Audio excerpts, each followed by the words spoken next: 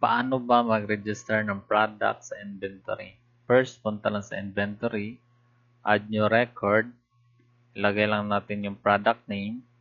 Example, ice cream super thick chocolate, ang brand, Selecta. Unit of measurement, pieces, category, ice cream. Reorder level, set lang natin 2. Meaning nito, kung ang in-stocks mo ay below siya sa 2, is mag-reorder na siya. Then barcode, scan mo lang yung barcode ng product. Example, 1, 2, 3, 4, 5, 6. Purchase price, 333. And sales price is 370. So may profit ka na 37 pesos. I-save mo lang. Click save, then okay.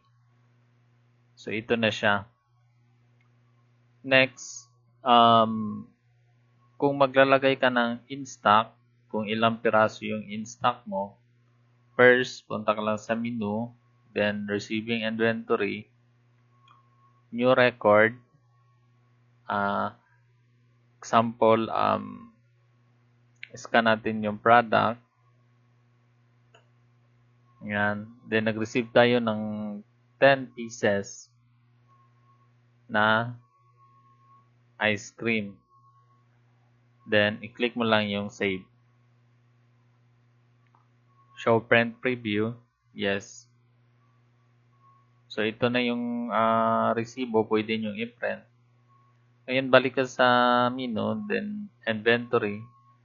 Now, meron ka ng 10 in stock. Yun lang.